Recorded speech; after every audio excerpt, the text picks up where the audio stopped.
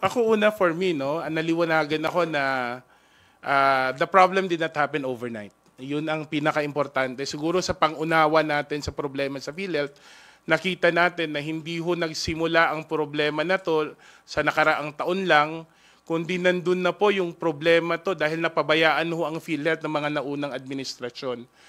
Katulad doon ng sinabi ni President Ledesma kahapon, 12 taon po na hindi ni-review ang ating case rates ng PhilHealth. So ibig sabihin, since 2012, kung ano yung binabayaran ng PhilHealth sa bawat pagkakasakit, sa bawat package, no, yun pa rin ang binabayaran for the next 12 years until this year, until February of this year. So makikita natin, kasi tinanong ko kahapon, ilang taon ba dapat, how often do we review?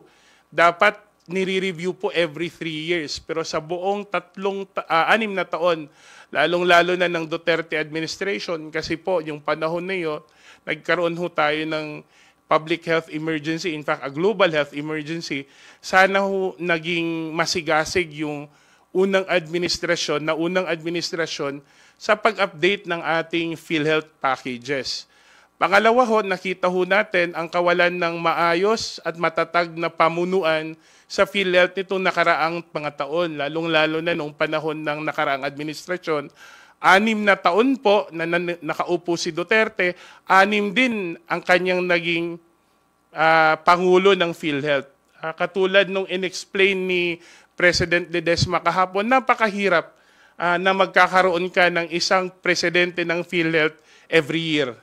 So nakita natin, at alam naman natin kanino nang gagaling ang leadership, ang leadership direction sa mga ahensya ng national government, ay yan po yung nanggagaling sa Pangulo nung nakaupo nun. At pangatlo po, may nakita ho ako nag-increase sa PhilHealth nung panahon nung Duterte administration. Nakita ko po tumaas ang sweldo ng mga executive officers ng PhilHealth.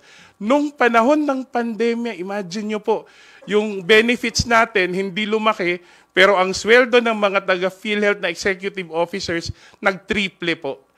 Ako ang point ko lang po dito is, una, sana matuto tayo sa mga mali at pabayaan ng mga nakaraang administrasyon at binabantayan po natin si President Ledesma na alam naman ho natin ang direksyon ng ating Pangulong Bongbong Marcos at pakikipagtulungan ng ating Speaker na ayusin ang PhilHealth. Nagpauna na po sila. Meron silang 30% adjustment ng case rates, pero sinasabi ko kahapon, Sir, inflation adjustment pa lang ho yan. Kasi kung 12 years po tayong hindi nagtaas ng case rates, ibig sabihin, kung ang cost ng inflation every year is 3%, 36% na po ng case rates ang hindi po, ng inflation rate, 36%, halos nabawi lang natin yung inflation adjustment nung ating, yung dinagdag natin na expansion. So we're looking forward to his commitment to, despite na walang subsidy, magkaroon ho ng case rate adjustment ulit, 50% next year.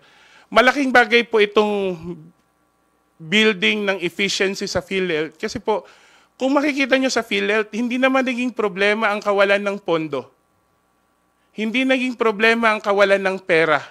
Ang problema, nagkaroon ng dissatisfaction at frustration ng mga tao kasi hindi po nagre-reflect sa benepisyo nila yung perang binabayaran nila as premium.